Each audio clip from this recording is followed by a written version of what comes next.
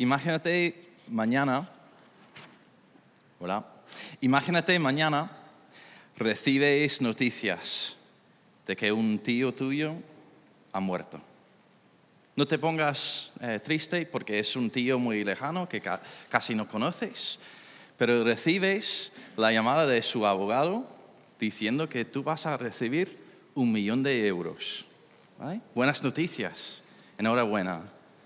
¿Qué harías con 1 millón de euros? Pues una donación, una herencia así inesperada. ¿Qué harías? Pregunté a mi grupo pequeño la misma pregunta hace poco y pues en mi grupo pequeño somos muy generosos. Es fácil ser generoso mientras es una pregunta así muy hipotética. Vamos a ofrendar un 10% a la iglesia, vamos a dar a comer gente sin techo, vamos a comprar casas para nuestros padres, coches para nuestros hermanos. Vamos a ser muy generosos, al menos en mi grupo pequeño. Es fácil ser generosos cuando es dinero de Monopoly, que no es dinero real. Pero cuando mires la cuenta bancaria y ahí ves una cifra real, es un poco más complicado, ¿no?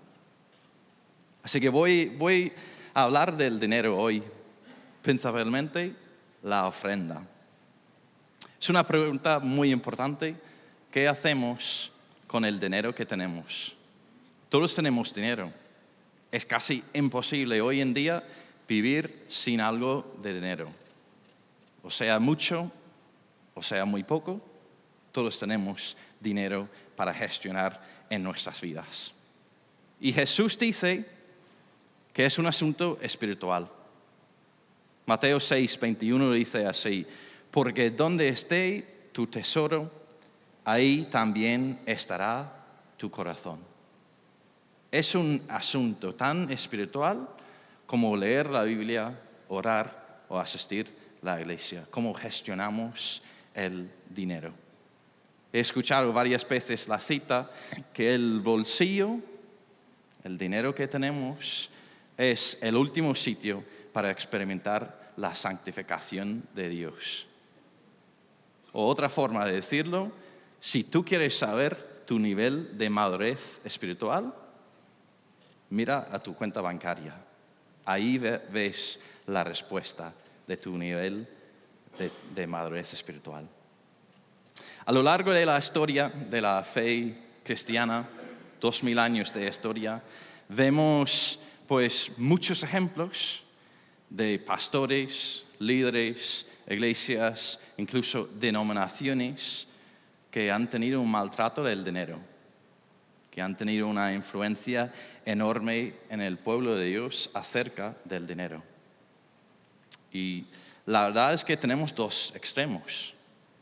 Un extremo, y creo que en España podemos mirar la influencia a lo largo de la Iglesia Católica y podemos mirar su ejemplo a lo largo de muchas etapas de control del pueblo, y había mucho abuso espiritual acerca del dinero. Creencias como: si tú das un poco más de dinero, el Señor va a escuchar tu oración, tu petición. Si tú das un poco más, es más seguro que llegarás al cielo.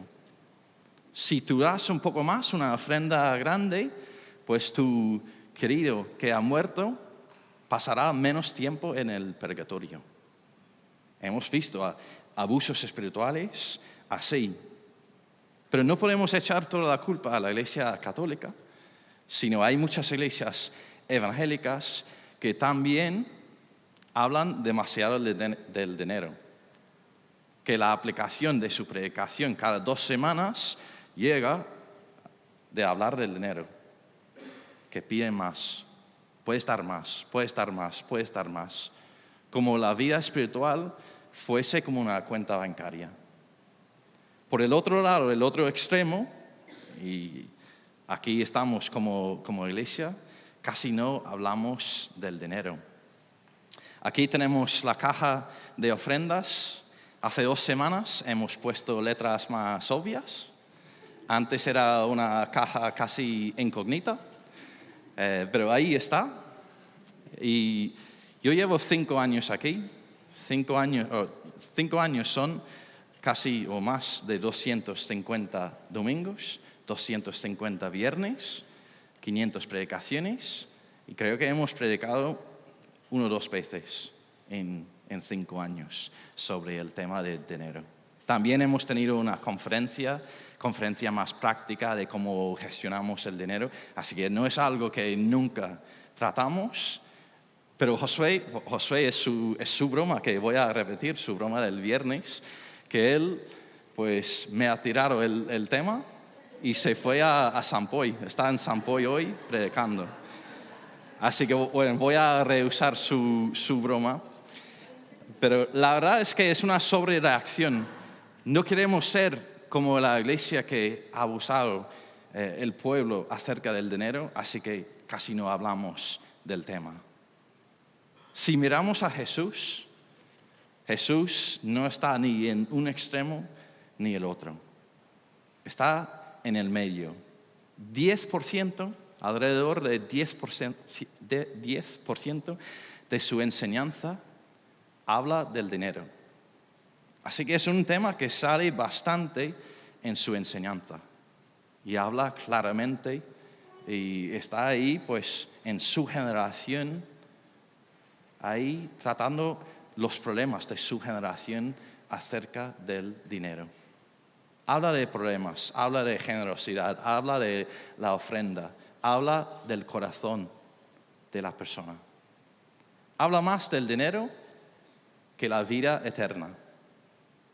Interesante que hablamos, obviamente en la iglesia hablamos mucho de la vida eterna, pero Jesús habla más del dinero aquí y ahora que la vida eterna. Así que es un tema que debemos tratar y es un asunto espiritual y queremos descubrir la voluntad de Dios para nuestras finanzas. Entonces la pregunta, ¿qué hacemos con nuestro dinero? Tenemos 3 vías principales donde vamos a dedicar nuestro dinero. Uno es gastar, uno es invertir o ahorrar y el otro es dar o ofrendar. 3 vías. Y voy a simplemente mencionar un comentario sobre los gastos, un comentario sobre cómo podemos invertir y dedicar el resto del tiempo a la ofrenda, que es el título que Josué me ha dado, la ofrenda.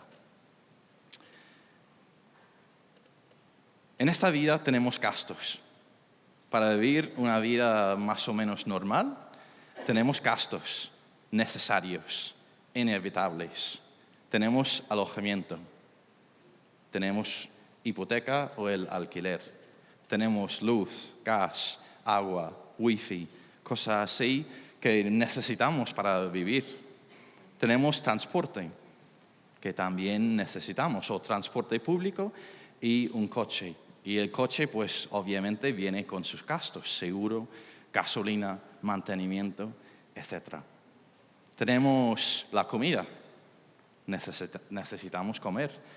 Y el precio de la comida, pues, va subiendo un montón.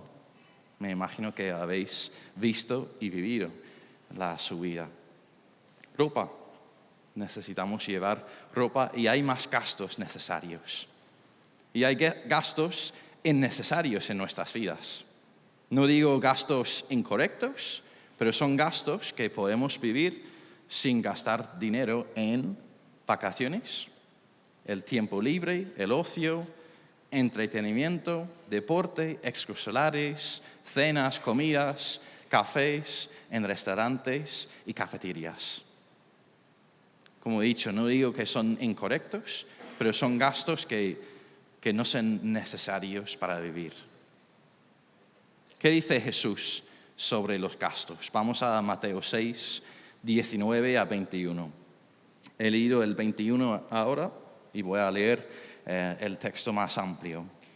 Dice, no acumuléis riquezas en este mundo, pues las riquezas de este mundo se apolillan y se echan a perder, Además, los ladrones perforan las paredes y las roban. Acumulad más bien riquezas en el cielo, donde no se apoyan ni se echan a perder, donde no hay ladrones y que entren a robarlas. Pues donde tengas tus riquezas, ahí tendrás también el corazón. Hay que ser sabio con los gastos necesarios, buscar ofertas y intentar bajar los gastos necesarios y limitar los gastos de lujos en nuestras vidas. El deseo de Jesús es que ninguna cosa material se convierta en un ídolo en nuestros corazones. Un Dios, nuestro tesoro de riquezas, donde está nuestro corazón. ¿Cuántas personas hoy en día se caen en la tentación del materialismo? Compran cosas nuevas porque las cosas nuevas dicen algo de su valor como persona. Dicen algo de su identidad como persona. Tengo un coche nuevo porque soy una persona capaz, lista y exitosa en mi vida. Porque mis cosas dicen algo de mi identidad. Jesús pide que no pongas tu identidad en las cosas materiales en tu vida. Invertir y ahorrar. En Estados Unidos hay una población grande de judíos. Grande, aunque es un país enorme, así que la población de judíos son 1,7 de la población entera. Casi 2% de la población son judíos. ¿Sabes qué porcentaje de los millonarios en Estados Unidos son judíos? Hay un premio, si alguien puede adivinar. Debo un premio a Rubén para el viernes hace una semana. 25, muy bien. 60, 30, 90. 90% de los millonarios son judíos. No, te has pasado, ¿eh? Pues no hay ningún premio, ¿vale? 7, tampoco. ¿Vale? Ningún premio. 35% de los millonarios en Estados Unidos son judíos. Es 20 veces más probable que un millonario sea judío. Es impresionante. ¿Y qué es la influencia? Porque tienen una mentalidad diferente. Son empresarios, tienen fama de ser empresarios, de tener recursos, de ayudar unos a otros. ¿Pero por qué? ¿Dónde viene su mentalidad? Viene del Antiguo Testamento. Yo creo que muchos de ellos tienen una mentalidad acerca del dinero más bíblica que muchos creyentes. Voy a decir un versículo, quizás el versículo que tiene más influencia en el pueblo judío acerca de las riquezas. Proverbios 13, 22. Proverbios 13, 22. Dice el bueno, o el hombre bueno, o la persona buena, dejará herencia a los hijos de sus hijos, pero lo que posee el pecador está guardado para los justos. Ellos tienen una mentalidad de invertir y no gastar en el aquí y ahora para pasarlo bien, sino para invertir en sus hijos y tener una riqueza generacional. Tienen una visión más amplia, más allá del aquí y ahora para pasarlo bien. Tenemos que pensar en una perspectiva bíblica y invertir. Voy a decir un modelo ideal y que cada uno puede intentar llegar ahí, pero mi modelo ideal es que gastemos menos de 80% de nuestros ingresos, que podamos invertir más del 10% de nuestros ingresos y ofrendar nuestro diezmo, más de 10% o 10% como mínimo. Jóvenes, hay que empezar ya. Con el trabajo del verano, tienes algo de dinero, vives en la casa de tus padres, tienes menos gastos. Hay que empezar ahora. Hay que invertir o ahorrar pensando a lo largo. Hay que ser generosos ahora.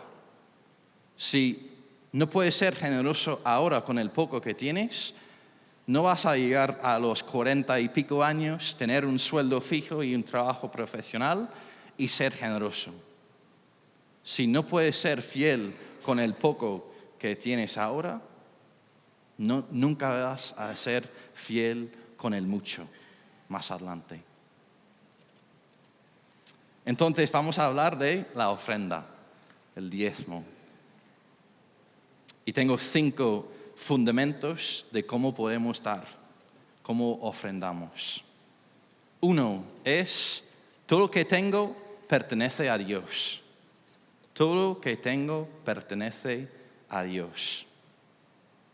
Yo no soy el amo de mi vida. Dios es el amo de mi vida. Al final del libro de Génesis, el pueblo de Dios son esclavos a los egipcios. No tienen libertad, tienen que trabajar, no pueden ser los dueños de su tierra y tienen que ser esclavos, esforzados. En el libro de Éxodo tenemos el gran momento de salvación del Antiguo Testamento. Dios cumple su plan, su propósito para llevar su pueblo, sacar su pueblo de Egipto y al final llegar a la tierra prometida. Cumple su plan para liberar a su pueblo. Pero no es la libertad que quizás pensemos. Ahora no son esclavos de Faraón, pero son esclavos o siervos a Dios. No es libertad que puedan hacer lo que le da la gana, sino es vivir bajo el control del Rey de Reyes. Es vivir bajo de su mando. Es cambiar dueño, es cambiar el rey. Por ejemplo, el libro de Deuteronomio está escrito en su estructura como un pacto entre un rey conquistador y una nación conquistada. Tenemos otros ejemplos de documentos de la misma etapa, con la misma estructura, de Mesopotamia, de otros sitios ahí, que están escritos normas. Si sigues las normas, pues bendiciones. Tendremos una relación pues muy amable. Y si no, castigo, maldiciones. Dios escribe a su pueblo para decir, yo soy el rey. Quiero invitaros a tener una relación conmigo. Soy el rey de reyes. Tengo un plan y un propósito para ti. Es mucho mejor que Faraón, pero es vivir bajo de mi control. Así que si quieres vivir así, tendrás bendiciones. Y si no, maldiciones. Hay consecuencias. Seguimos así en el Nuevo Testamento. No es algo que llegamos a Jesús y es diferente, sino seguimos así. Pertenezco a Dios.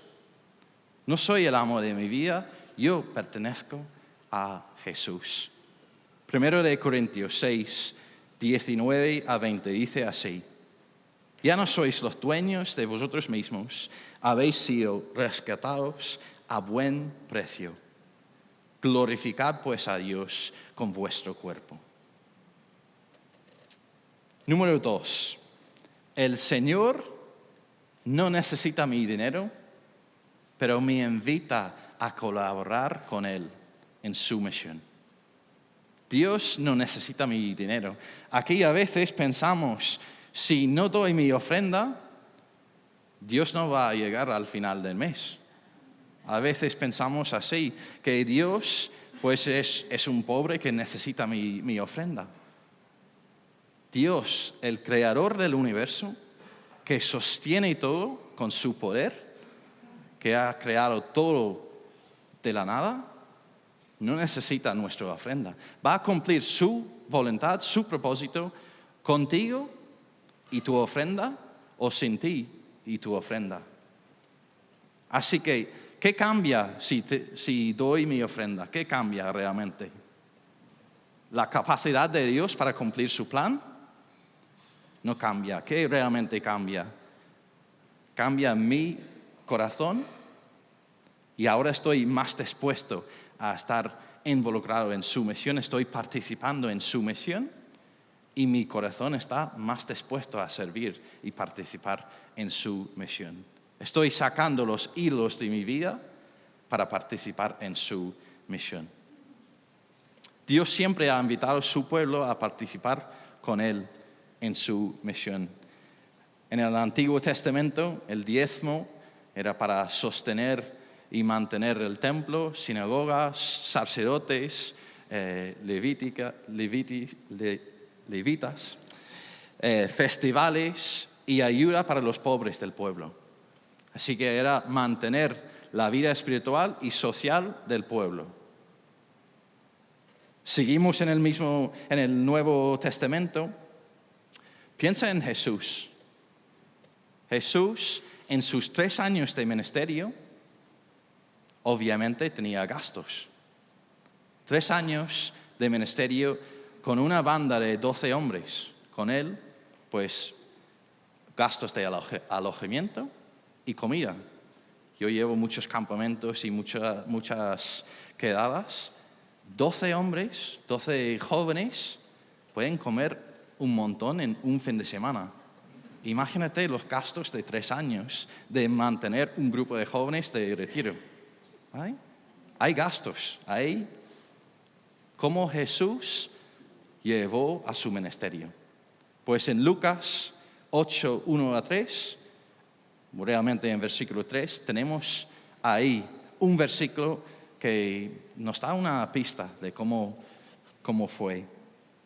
Dice así: más tarde Jesús andaba recorriendo pueblos y aldeas, proclamando a la buena noticia del reino de Dios, y lo acompañaban los 12 y algunas mujeres a quienes había librado de espíritus malignos y de otras enfermedades. María, llamada Magdalena, de la que Jesús había hecho salir 7 demonios. Juana, la mujer de Cusa, administrador de Herodes. Susana y muchas otras. No tenemos sus nombres ni la cantidad, pero otras mujeres. Todas ellas ayudaban con sus propios recursos a Jesús y sus discípulos. Jesús recibe un apoyo de una banda de mujeres generosas para llevar a cabo su ministerio. Vemos en el libro de Hechos, los apóstoles están ahí involucrados en la gestión de finanzas, pero había tanto dinero que tenían que involucrar 7 diáconos. Ahí vemos 7 hombres con el rol de gestionar las finanzas y dar a las personas con más necesidades para ayudar a los apóstoles y permitir a los apóstoles dedicarse 100% a la enseñanza y el liderazgo de la iglesia. Pablo, gran misionero, pastor, teólogo, gestor de finanzas, experto en gestionar finanzas y todo eso. El libro de Romanos, quizás el mejor libro escrito en la historia de la humanidad. ¿Por qué? Pues Pablo, uno de sus propósitos era escribir a una iglesia desconocida, una iglesia que no era su iglesia, no era el pastor de la iglesia en ningún momento, escribir a la iglesia de los romanos para pedir su ayuda y su colaboración para seguir adelante con su ministerio y llegar a España, llegar aquí. Lo vemos en Romanos 15, puedes verlo. Filipenses, la carta de Filipenses, es una carta de agradecimiento por una ofrenda. Pablo, en su momento de necesidad, detenido en una casa, no tenía libertad para salir, pero tenía libertad para escribir, recibir invitados. Pues en su momento de necesidad, la iglesia de los Filipenses envía dinero y un hombre para ayudar a Pablo en su necesidad. Así que escribe una carta muy bonita, mi libro favorito, a los Filipenses para decir gracias por haber llegado a mi necesidad. Segundo de Corintios. La iglesia de los Corintios era la iglesia más problemática. Según las dos cartas que tenemos, había problemas de pecado, de falta de unidad, de muchas cosas. Pero en segundo de Corintios, uno de los problemas más graves era su falta de generosidad. Su falta de generosidad. Y Pablo dice, en capítulos 8 y 9, echa una bronca espectacular, dice, mira el ejemplo de los filipenses. ¿Sois una iglesia muy rica? ¿Tenéis recursos? Mira el ejemplo de la iglesia más pobre y más generosa. Y escribe a los corintios para animar, empujar la iglesia para dar una ofrenda y ser más generosos. La historia del pueblo de Dios siempre ha sido colaborar con su ofrenda en la misión de Dios. Nosotros, Samantha y yo, como misioneros, hemos experimentado la generosidad del pueblo de Dios una y otra vez. El 31 de agosto de 2018, nosotros dos dejamos nuestros puestos de trabajo con un sueldo fijo. Yo, Exodus, Samantha, del hospital como matrona, y bajamos 40% de nuestro sueldo, y no en sueldo fijo, sino donaciones del pueblo de Dios, de varios creyentes. Ya tuvimos una casa y tuvimos que vender la casa, una casa para la vida, 4 habitaciones, jardín, garaje, una casa que hemos comprado pensando en vivir ahí con nuestra familia. Vendemos la casa y el primer fin de semana de septiembre de 2018,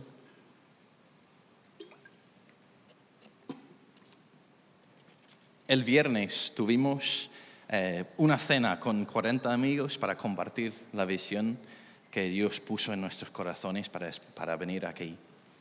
El sábado tuvimos un mercadillo en nuestra casa para vender todos los muebles, libros, muchas cosas de decoraciones, pues casi toda la casa, porque venimos aquí con 6 maletas, 2 maletas para cada uno. Así que tuvimos que vender todo. El domingo prediqué en la iglesia donde crecimos como jóvenes, donde me bauticé y nos casamos. Y otra vez predicamos sobre misiones y compartimos un poco de la visión que Dios puso en nuestro corazón para venir aquí. Era un fin de semana, una montaña rusa de emociones, increíble. Lloramos el viernes compartiendo con nuestros amigos. Lloramos el sábado viendo la casa casi vacía y lloré durante la predicación del domingo compartiendo con nuestros hermanos.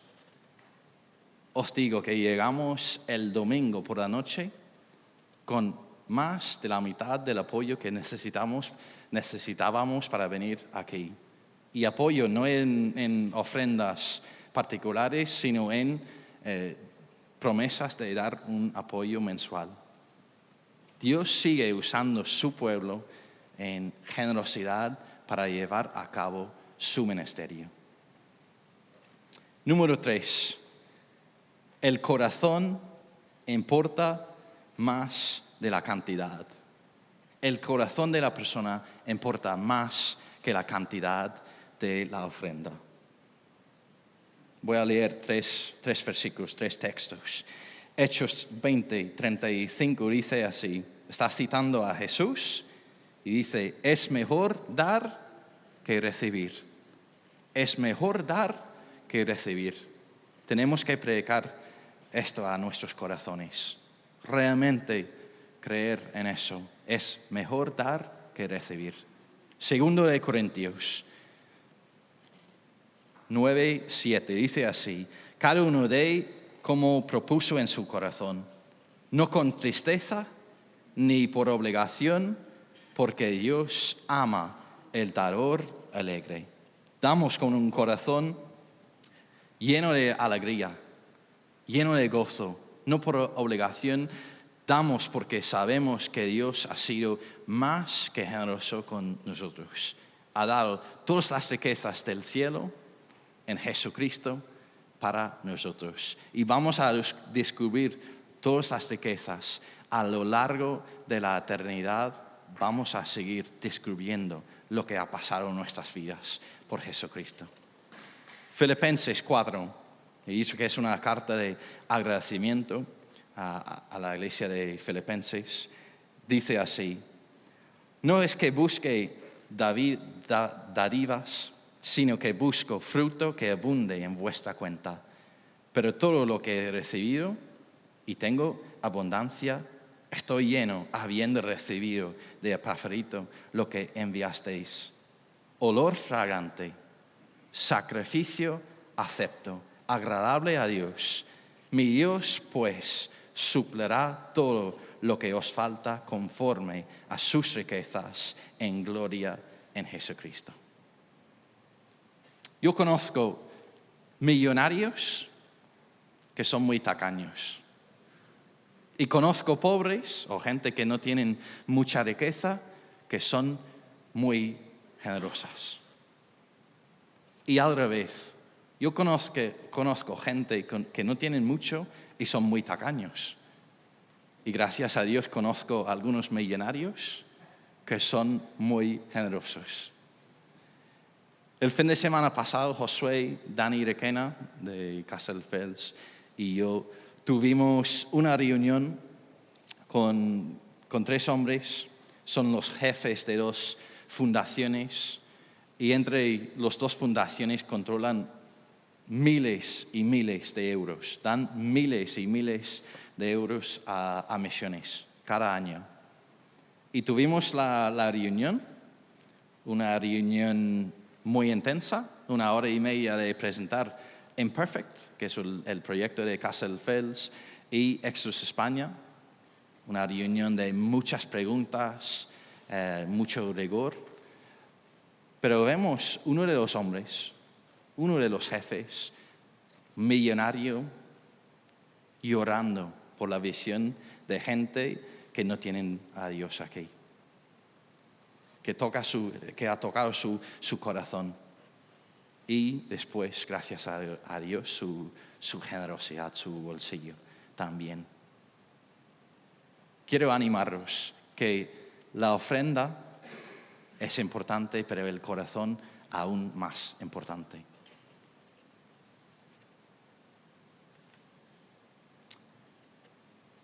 Tenemos 2 más. Damos confiando en el Señor. Damos confiando en el Señor. Uno de los festivos y periodos de sacrificios en el calendario judío es el festivo de primicias. En Éxodo 23 y Deuteronomio 26, ahí hablan de las instrucciones del pueblo de Dios para traer la primera cosecha, algo lo mejor de los mejores, para traer algo de la primera cosecha y ofrendar algo al Señor, sabiendo que Él va a seguir proviendo para su pueblo. Es traer algo al principio. También vemos el fundamento de sacrificar el primogénito sin mancha. Los animales casi perfectas, los mejores de los mejores, para ofrendar el mejor a Dios. ¿Qué significa para nosotros hoy en día? No tenemos un festivo así. Para mí, ¿qué significa? Es que yo, al principio del mes, suele ser el 3 o 4 de cada mes, depende del fin de semana, recibo mi sueldo. Y el 5, ahí, el día 5 de cada mes, tengo transferencias programadas para enviar a la iglesia, nuestra iglesia en Irlanda, Exos España y 3 misioneros más, 3 familias misioneras que conocemos. Así que al principio del mes he dado al Señor. El resto del mes no tengo que pensar en la ofrenda. Puedo ser más generoso, con libertad, pero no tengo que tomar la decisión de llevar mi familia a un restaurante y cenar o dar al Señor. Porque he tomado la decisión al principio del mes, así que ya está. Y puedo vivir con más libertad y puedo vivir sabiendo que ya está tomado, mi conciencia está pues libre. Así que creo que es el principio que tenemos que saber. Último, damos recursos finitos para tener un impacto infinito, un impacto en la eternidad. Como iglesia aquí, la iglesia protestante de Salou, recibimos dinero, recibimos donaciones y tomamos muy en serio la responsabilidad de gestionar bien las finanzas con excelencia y con generosidad. Queremos mostrar generosidad. Damos ayuda a mucha gente con necesidad a través de ELUSAI, a través de becas para campamentos, viajes misioneros, etc. Y damos ofrendas a varias causas, misioneros, causas particulares, y intentamos llegar a 10% del presupuesto de la iglesia. A veces no llegamos, a veces pasamos. El año pasado con una ofrenda grande lo pasamos por mucho. No sé a qué cantidad llegamos, pero pasamos el 10%. Aquí en la iglesia tenemos 3 personas que tienen acceso a las cuentas, que son de la iglesia, secretario, tesorera y un anciano. Y cada transacción, cada transferencia, pues 2 de ellos tienen que firmar, autorizar cada transacción. Hay una revisión de las cuentas cada semana. Hay un trabajo muy importante. Cristina está aquí, hace un trabajo espectacular, un trabajo muy importante en la vida de una iglesia. Y cada mes envía los informes a todos los ancianos y diáconos. Y cada año en la reunión de miembros tenemos que aprobar el año pasado y el presupuesto para el año que viene. Tomamos muy en serio la gestión de las finanzas. ¿Por qué?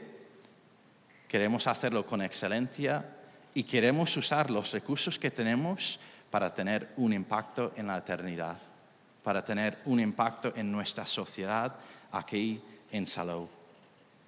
Mi pregunta, ¿qué pasaría si fuéramos más generosos con nuestra ofrenda?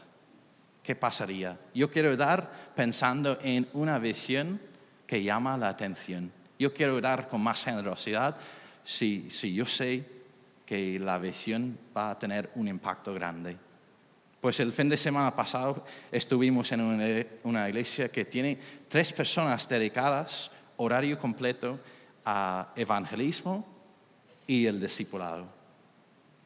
Imagínate si fuéramos más generosos y podamos añadir a gente a nuestro equipo aquí para llegar a más personas en nuestro pueblo, para evangelismo y el discipulado de gente aquí.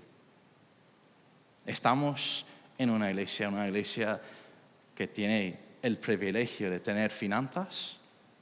Estamos aquí en una iglesia generosa, como Mireia ha mencionado, generosa con los jóvenes, con muchos ministerios. ¿Qué pasaría si fuéramos más generosos? Podemos tener un impacto aún más grande. Conclusión. Tenéis deberes. Deberes esta semana es tener un momento, una hora o un poco más, de abrir las cuentas, de mirar las cuentas y pensar, ¿dónde estoy gastando el dinero? ¿Puedo bajar mis gastos? ¿Puedo ahorrar en algún sitio? ¿Hay gastos innecesarios que puedo quitar? ¿Cómo puedo bajar mis gastos? ¿Cómo puedo aumentar mis ingresos? También es una pregunta muy válida.